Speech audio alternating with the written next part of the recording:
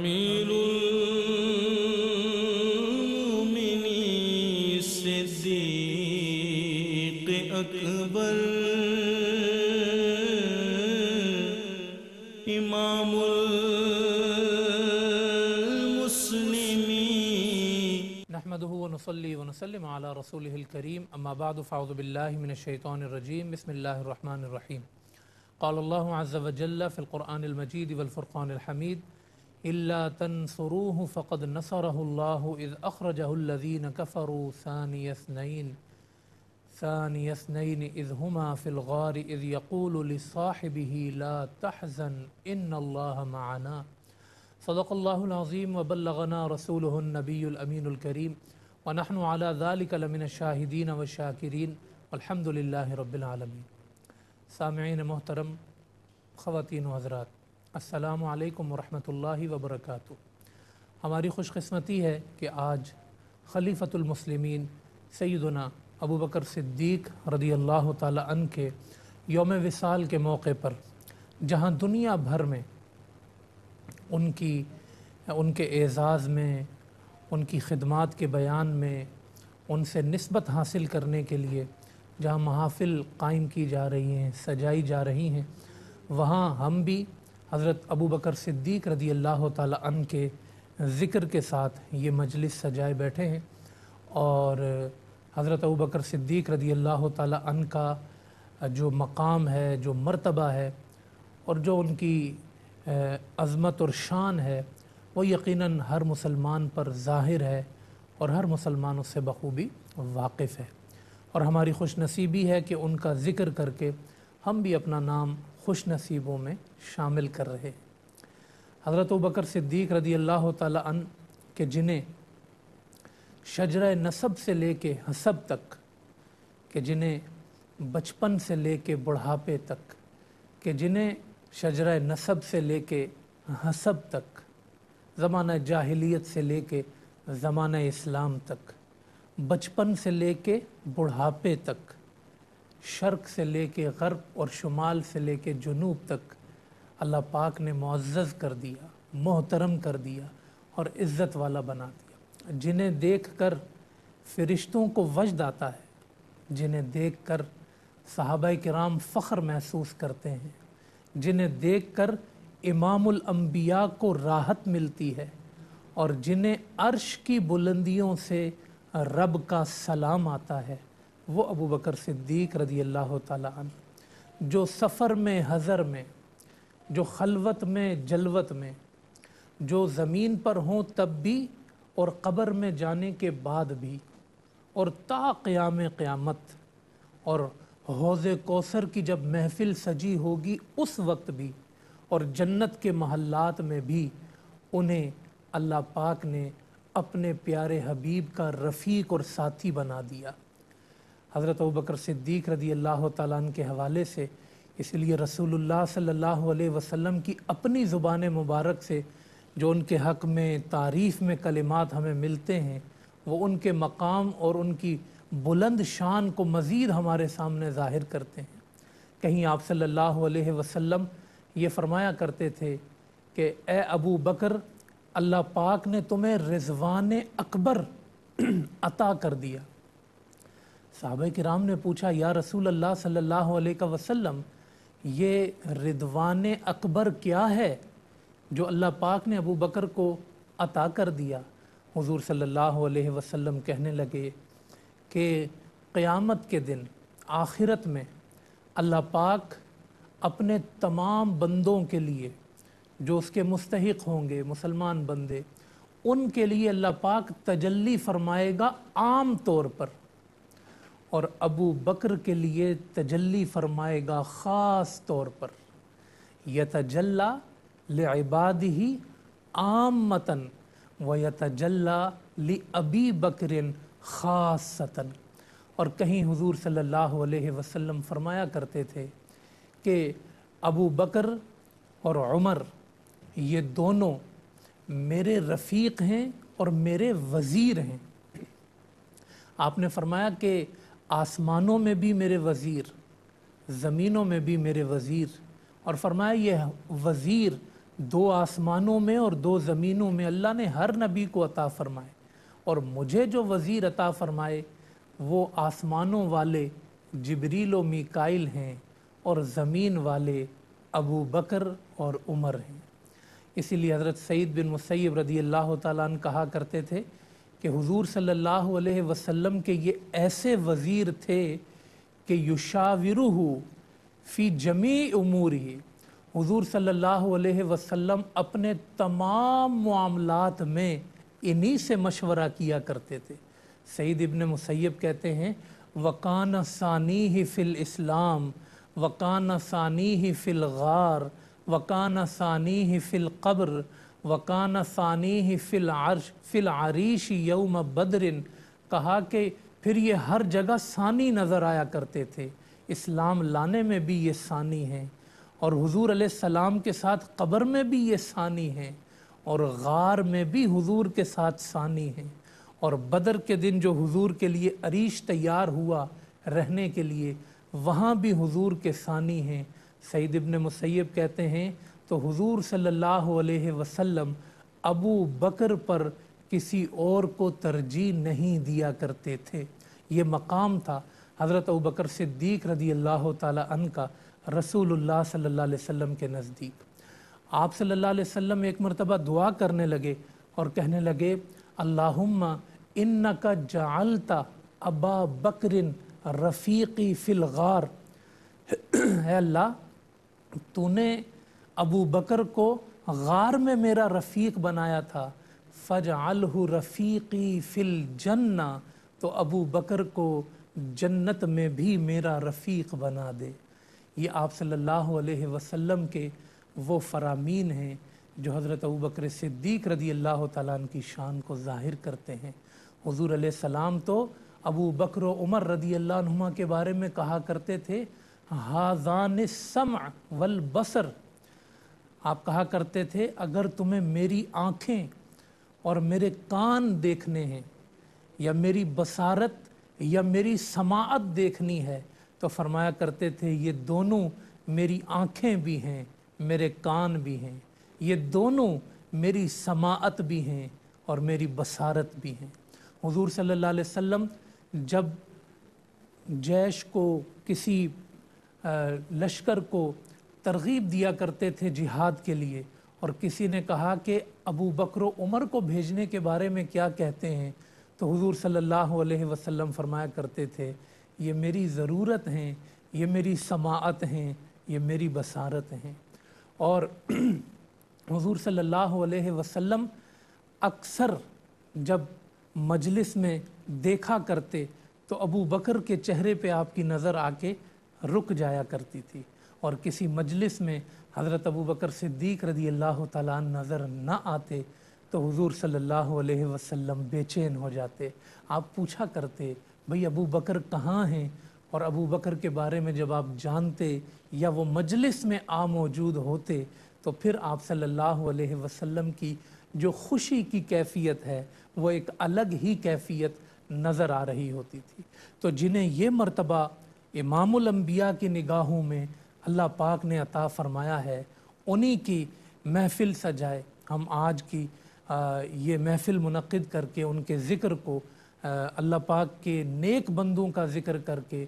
और सहाबे किराम का ज़िक्र करके और सहाबे किराम के सालार का ज़िक्र करके हम जो है वो अपनी खुशकिस्मती का सामान कर रहे हैं। हज़रत अबू बकर सिद्दीक़ रदी अल्लाह तआला अन्हु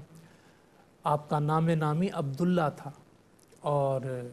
अबू बकर आपकी कुन्नियत है, सिद्दीक़ आपका लक़ब है, अतीक आपका लक़ब है, और यह वो अलक़ाबात हैं कि जो आप सल्लल्लाहु अलैहि वसल्लम ने ख़ुद आपको अता फ़रमाए, और बल्कि मुझे कहने दीजिए कि वो अलक़ाबात हैं जो रब्बुल आलमीन ने आपको अता फ़रमाए। जब हुज़ूर सल्लल्लाहु अलैहि वसल्लम मेराज में मेराज के सफ़र पर तशरीफ़ ले गए, आप जानते थे कि जब मैं पलट कर वापस जाऊंगा तो मेरी कौम मेरा इनकार करेगी, तो आपने हदीस के मुताबिक जिब्रील अमीन से ये कहा था कि इन्ना कौमी युकज़्ज़िबूननी, कि میری قوم مجھے یہ واقعہ سننے کے بعد جھٹلائے گی؟ تو حضرت جبریل امین نے حضور علیہ السلام سے کہا تھا یصدقو کا ابو بکر وہو الصدیق، قوم تو جھٹلائے گی مگر ابو بکر آپ کی تصدیق کریں گے کیونکہ اللہ نے انہیں صدیق بنایا ہے۔ حضور علیہ السلام جب تشریف لائے تو تصدیق کرنے والے حضرت ابو بکر صدیق رضی اللہ تعالی عنہ تھے، اسی لیے حضرت علی مرتضیٰ رضی اللہ تعالی عنہ حلفاً یہ کہا کرتے تھے، قسم اٹھا کے کہا کرتے تھے کہ اللہ پاک نے آسمانوں سے ان کا نام جو صدیق ہے وہ اللہ پاک نے آسمانوں سے نازل فرمایا ہے۔ اور عتیق آپ کا لقب آپ صلی اللہ علیہ وسلم نے جہنم سے آزادی کا مژدہ بھی زمین پر ہی حضرت ابو بکر صدیق رضی اللہ تعالیٰ عنہ کو عطا فرمایا۔ 7ویں پشت میں آپ حضور صلی اللہ علیہ وسلم کے نسب سے، آباء و اجداد سے، آپ کے آباء و اجداد کا نسب مل جاتا ہے، قبیلہ بنو تیم سے آپ کا تعلق ہے، اور اللہ پاک نے آپ کو جو عزت اور احترام اور جو آپ کو شخصی اور ذاتی وجاہت عطا فرمائی وہ ابتدا ہی سے آپ کے خاندان کو بھی میسر ہے۔ اور جب آپ مکہ مکرمہ میں پروان چڑھ رہے ہیں تب آپ کو بھی اللہ پاک نے حضور علیہ السلام کی بعثت سے پہلے بھی اللہ پاک نے آپ کو یہ شان اور یہ مقام عطا فرما دیا ہے کہ احترام کی نگاہوں سے دیکھے جاتے ہیں۔ اگر کسی کو مشورہ کرنا ہے، اگر کسی کو کوئی فیصلہ کرانا ہے تو وہ حضرت ابو بکر صدیق رضی اللہ تعالیٰ عنہ کے پاس آتا ہے، اور حضرت ابو بکر صدیق رضی اللہ تعالیٰ عنہ کی رائے کو، ان کے مشورے کو اپنے لیے حرف آخر سمجھتا ہے۔ یعنی وہ جو بصیرت اللہ پاک نے انہیں عطا فرمائی، وہ جو قوت فیصلہ انہیں اللہ پاک نے عطا فرمائی، وہ جو مشورہ دینے کی صلاحیت اللہ پاک نے انہیں عطا فرمائی، تو جب وہ اسے استعمال کیا کرتے تھے تو لوگ مکہ میں ان سے بہت فیض یاب ہوا کرتے تھے، اور حضور صلی اللہ علیہ وسلم کی رفاقت انہیں ملتی ہے۔ حضور علیہ السلام کے گھر ان کا آنا جانا اور حضور علیہ السلام کا ان کے گھر آنا جانا جب اس سلسلے کا آغاز ہو جاتا ہے تو پھر عکس مصطفیٰ، نور مصطفیٰ کی وہ جو تجلی جب ان پر پڑتی ہے تو پھر حضرت ابو بکر صدیق رضی اللہ تعالیٰ عنہ اور نکھرنا شروع ہو جاتے ہیں۔ اور پھر جب آپ اسلام قبول کرتے ہیں کہ حضور علیہ السلام نے فرمایا میں نے جس پر بھی اسلام پیش کیا وہ تردد میں رہا، کوئی انکار میں رہا، کسی کو انکار اور کسی کو تردد کا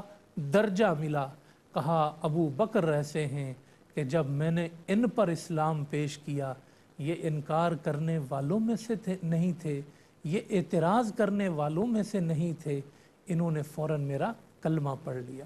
تو حضرت ابوبکر صدیق رضی اللہ تعالی عنہ حضور علیہ السلام کا کلمہ پڑھ کر دین اسلام میں داخل ہو جاتے ہیں، تو پھر تو وہ عہد آپ کا شروع ہوتا ہے، وہ دور آپ کا شروع ہوتا ہے کہ پھر اسلام میں اسے سنہری حروف سے لکھا گیا اور اسلام میں اسے ایک شان امتیاز حاصل ہے۔ آپ کیا اسلام لائے، آپ کے ذریعے سے بے شمار لوگ اسلام لائے۔ عشرہ مبشرہ کے کتنے ہی لوگ، حضرت عثمان غنی رضی اللہ تعالیٰ عنہ، عبد الرحمن بن عوف رضی اللہ تعالیٰ عنہ، حضرت طلحہ رضی اللہ تعالیٰ عنہ، دیگر اصحاب کرام، حضرت ابو بکر صدیق رضی اللہ تعالیٰ عنہ کی دعوت پہنچتی ہے، اس دعوت کے ذریعے وہ اسلام قبول کرتے ہیں۔ آپ نے غلاموں کی طرف توجہ کی، آپ نے امیروں کی طرف توجہ کی، آپ نے ہر طبقے تک اسلام پہنچایا، اور ہر طبقے سے مکہ مکرمہ میں لوگ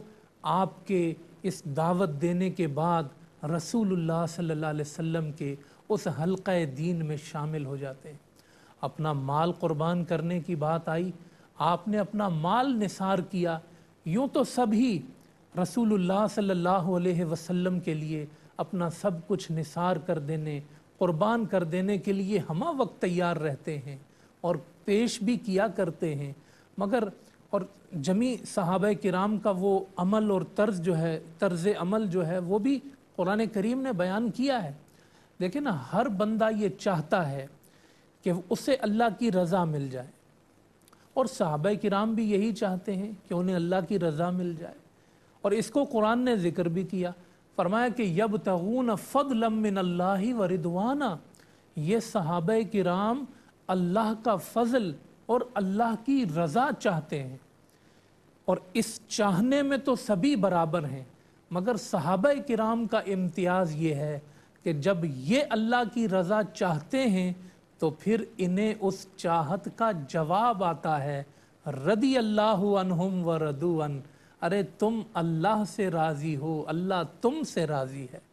تو یہ مقام صحابہ کرام کو حاصل ہے کہ وہ اللہ پاک کی بارگاہ میں اللہ پاک کی بارگاہ سے اس کی رضا چاہتے ہیں تو انہیں رضا عطا کی جاتی ہے، مگر اس مقام میں جو معراج حضرت ابوبکر صدیق رضی اللہ تعالیٰ عنہ کو حاصل ہوئی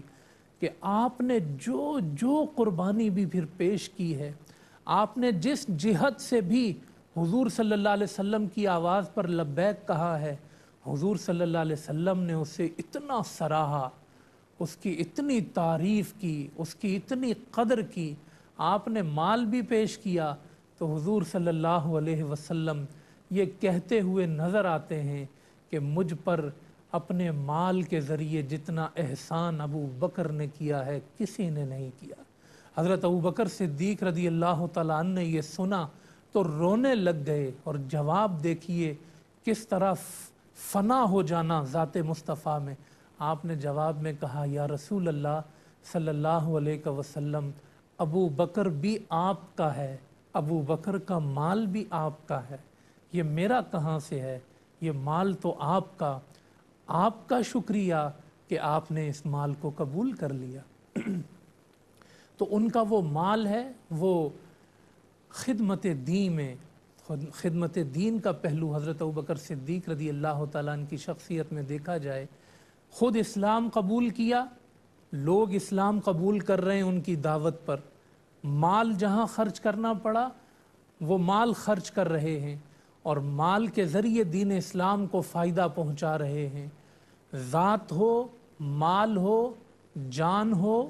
یا گھر بار ہو، سب کچھ حضرت ابوبکر صدیق رضی اللہ تعالیٰ عنہ نے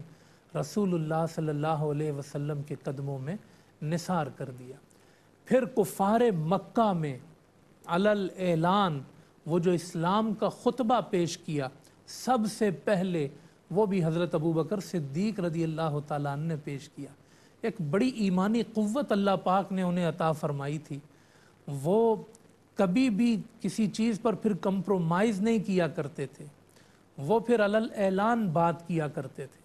کبھی حضور صلی اللہ علیہ وسلم پر کفار مکہ کی طرف سے کوئی مشکل آتی یا وہ حضور علیہ السلام سے لڑنے کے لیے آ جایا کرتے تو حضرت ابوبکر صدیق رضی اللہ تعالیٰ عنہ کہا کرتے،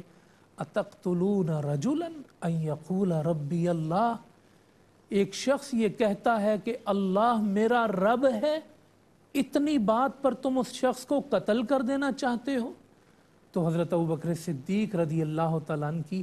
آواز کبھی دبی نہیں، آپ نے حق کا خطبہ، حق کا اعلان ہمیشہ آپ صلی اللہ علیہ وسلم پر ایمان لانے کے بعد ہمیشہ پیش کیا، اور اپنی ایک کمرے کو آپ نے مسجد بنا لیا تھا جہاں آپ اپنی نفل عبادات، قرآن کی تلاوت جب آپ کرنے کے لیے بیٹھتے، اور جب وہ ایک وجد کی کیفیت آپ پہ طاری ہوتی، ایک سوز و گداز کی کیفیت آپ پر طاری ہوتی، وہ اقبال نے کہا ہے نا کہ تڑپنے پھڑکنے کی توفیق دے،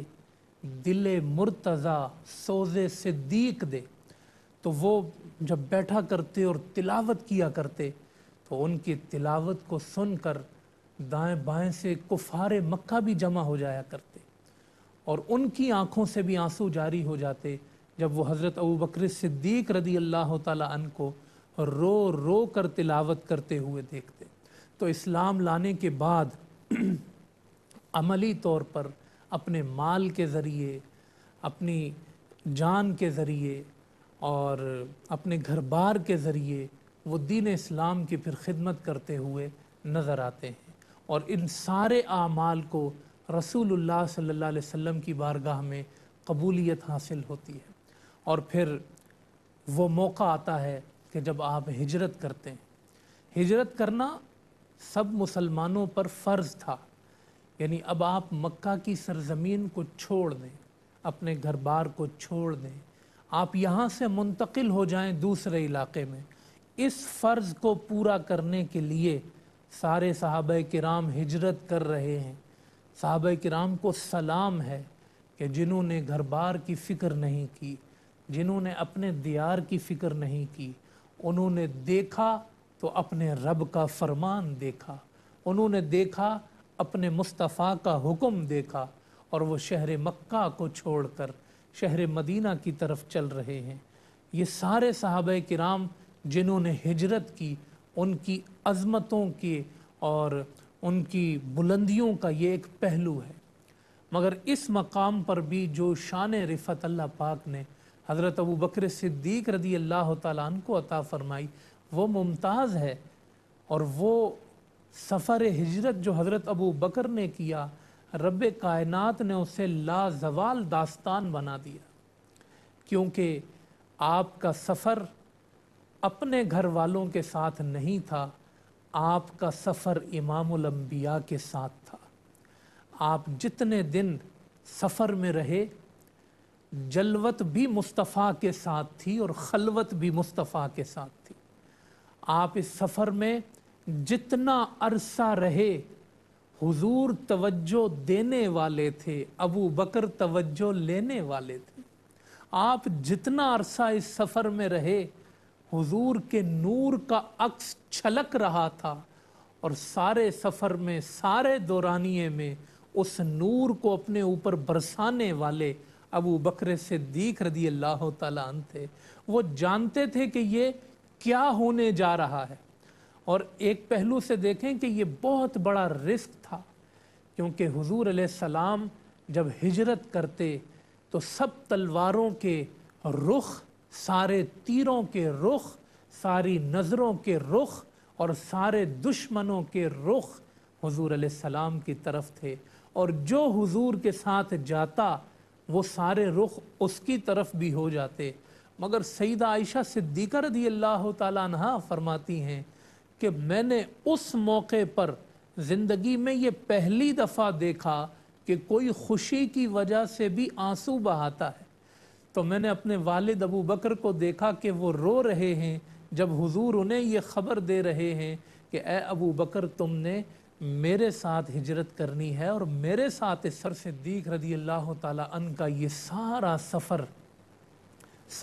इश्क है। इसको आप जिस पहलू से भी देखें और जितने इस पर बात करें,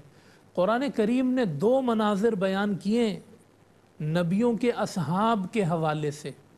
एक मकाम पे तो कहा कि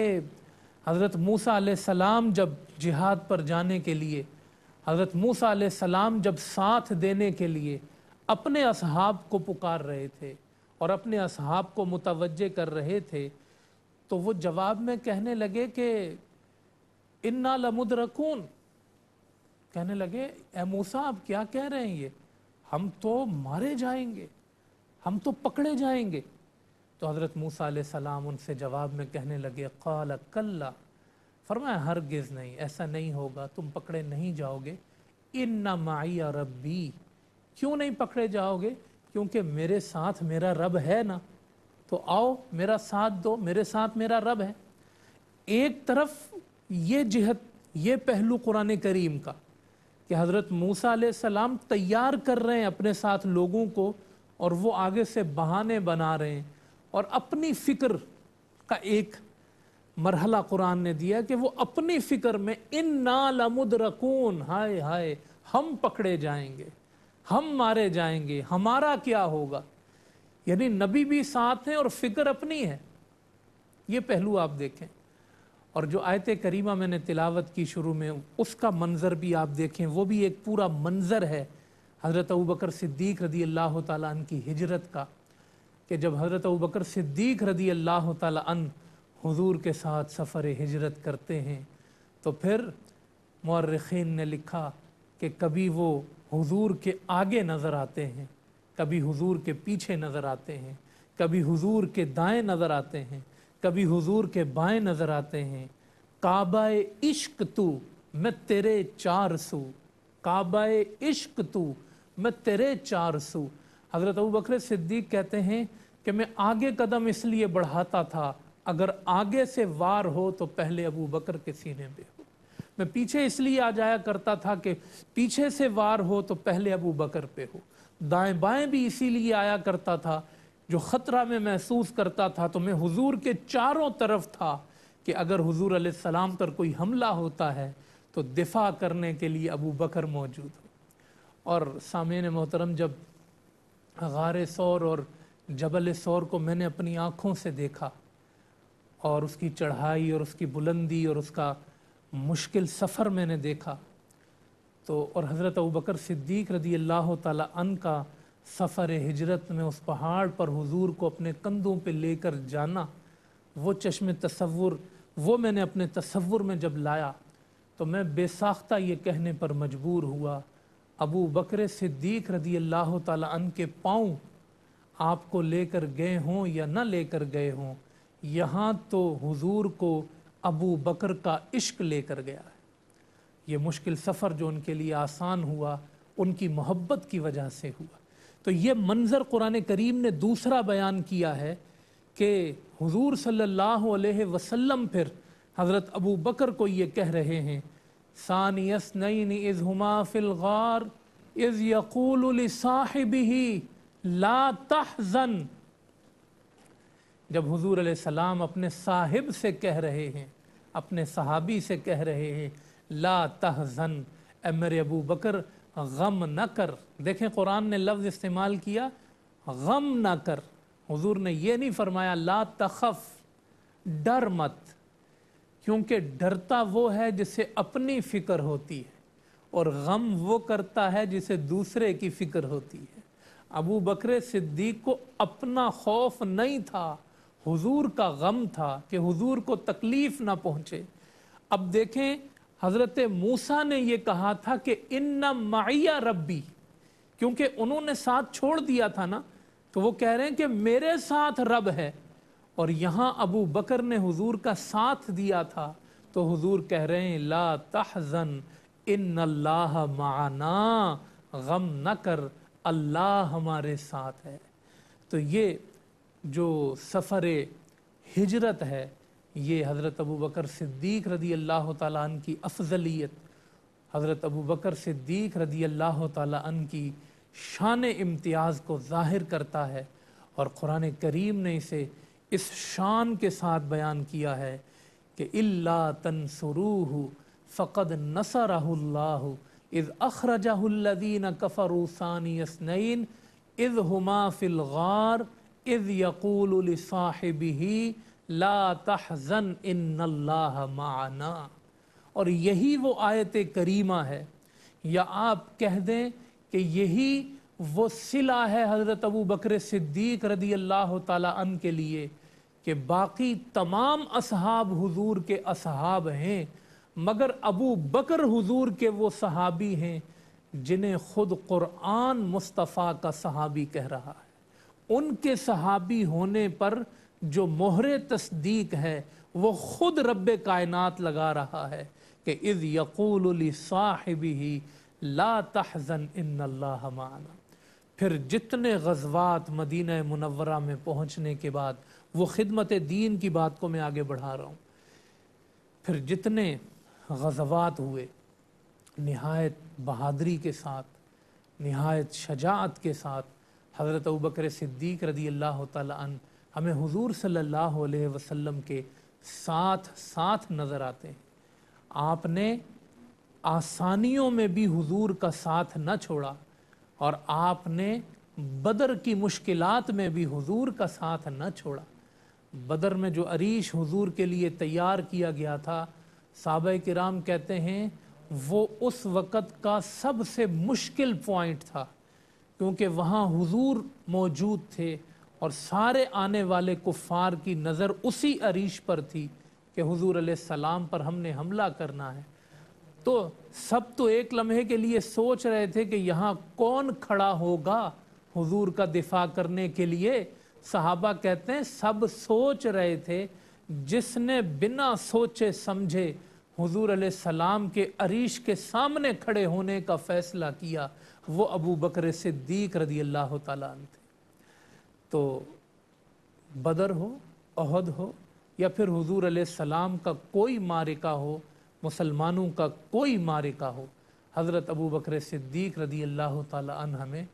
حضور صلی اللہ علیہ وسلم کے ساتھ ساتھ نظر آتے ہیں۔ پھر آپ کے ان تمام غزوات میں شرکت کے ساتھ ساتھ وہ منزل بھی آتی ہے کہ اللہ کے رسول صلی اللہ علیہ وسلم اس دنیا سے تشریف لے جاتے ہیں۔ حضرت ابوبکر صدیق رضی اللہ تعالیٰ عنہ کو خلافت کا منصب عطا کیا جاتا ہے، دیا جاتا ہے۔ آپ جب اس منصب پر آتے ہیں تو آپ کے اس منصب سے بھی وہی خدمت دین کا سلسلہ شروع ہوتا ہے۔ یعنی آپ رضی اللہ تعالیٰ عنہ نے یہ دیکھا کہ میرے رسول نے کس طرح دین کا پیغام پہنچایا ہے، میرے رسول نے کیا فرمایا ہے، میرے رسول نے کیا فیصلہ کیا ہے، میرے رسول نے کیا حکم دیا، اور منصب خلافت پر بیٹھنے کے بعد وہی حکم آپ آگے بڑھا رہے،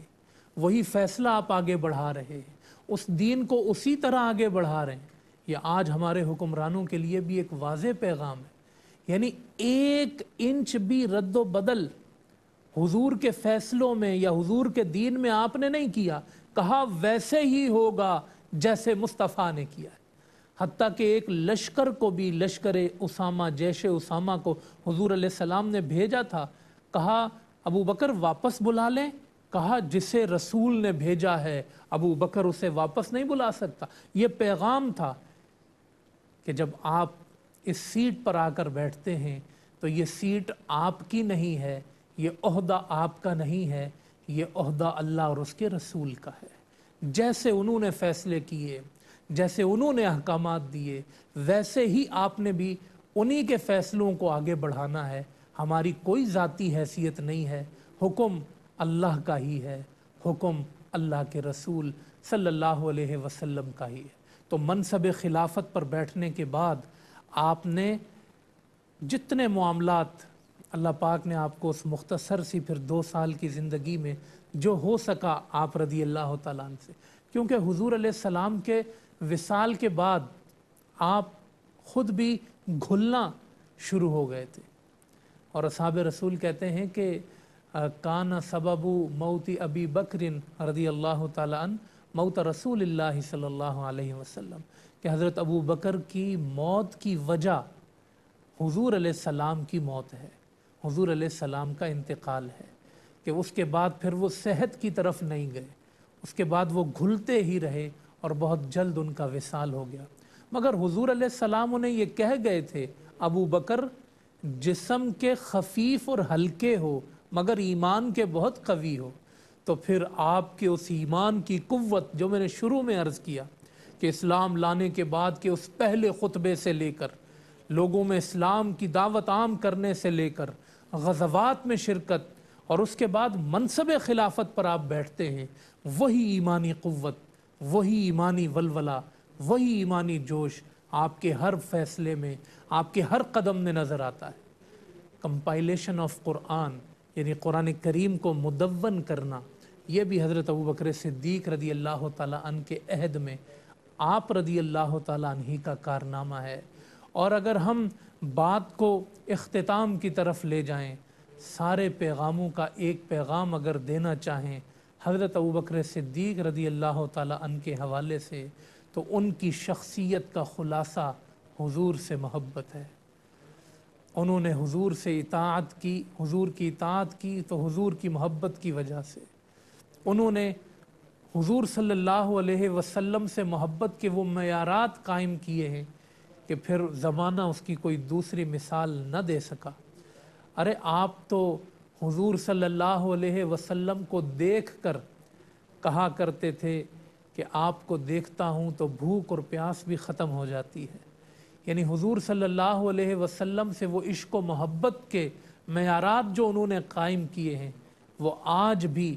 امت مصطفیٰ صلی اللہ علیہ وسلم کو متوجہ کر رہے ہیں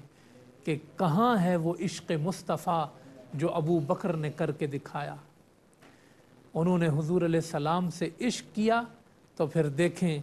حضور علیہ السلام کا دین ہو، حضور کے احکامات ہوں، حضور صلی اللہ علیہ وسلم کے فیصلے ہوں، حضور صلی اللہ علیہ وسلم کی شریعت ہو، حضور صلی اللہ علیہ وسلم کا دین ہو، حضرت ابو بکر اس پہ فدا ہو گئے۔ حضرت ابو بکر صدیق رضی اللہ تعالیٰ عنہ نے اپنا سب کچھ وار دیا، اپنے بچوں کو قربان کر دیا، اپنی ذات کو قربان کر دیا، اپنے آپ کو وقف کر دیا۔ کس کے لیے؟ دین مصطفیٰ کے لیے۔ اور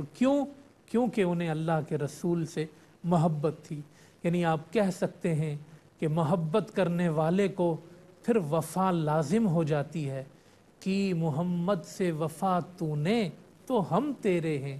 یہ جہاں چیز ہے کیا لوح و قلم تیرے ہیں۔ حضرت ابوبکر صدیق رضی اللہ تعالیٰ عنہ کی محبت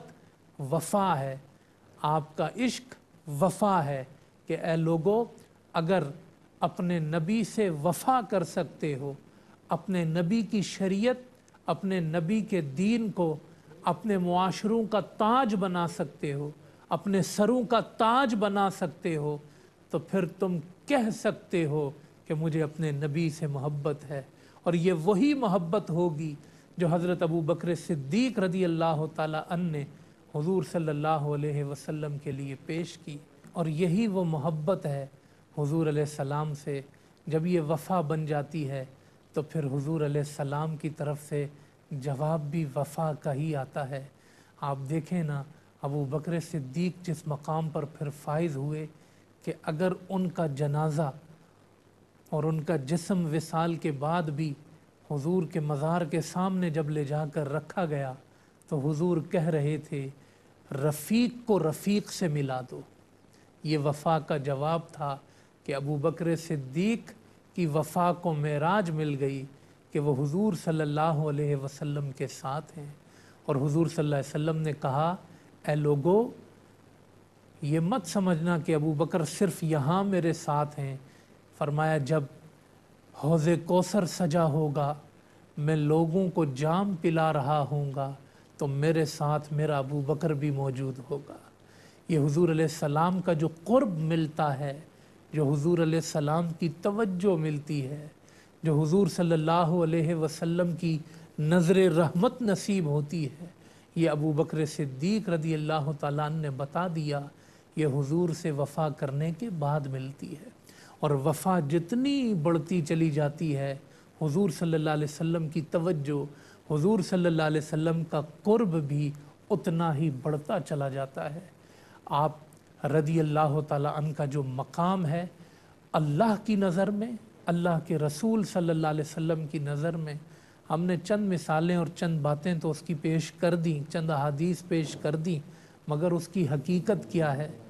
اس مقام کی بلندی کیا ہے، یہ تو اللہ اور اس کا رسول ہی جانتا ہے۔ اور جتنا ہم کہہ سکے ہم اللہ سے دعا کرتے ہیں کہ یا اللہ مجھے اور جتنے سننے والے ہیں انہیں حضرت ابو بکر صدیق رضی اللہ تعالیٰ عنہ کی محبت، اور جس طرح وہ حضور سے محبت کرتے تھے اور پوری امت سے محبت کرتے تھے کہ حضور نے فرمایا کہ ارحم امتی بامتی ابو بکر، میری امت پہ سب سے زیادہ مہربانی کرنے والا بھی میرا ابو بکر ہے۔ یا اللہ جس طرح وہ پوری امت پہ مہربان تھے،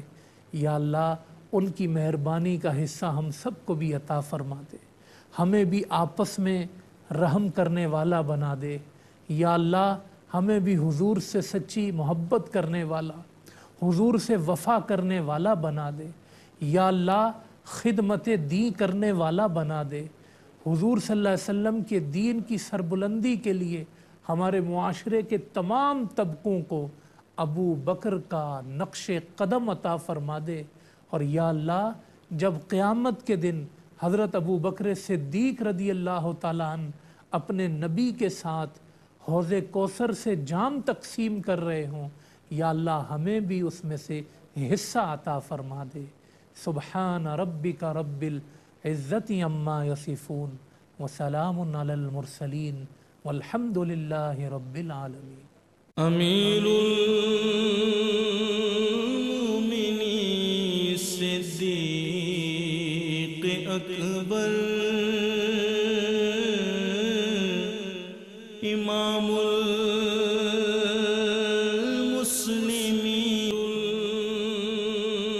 المومنین صدیق اکبر، امام المسلمین صدیق اکبر، رفیق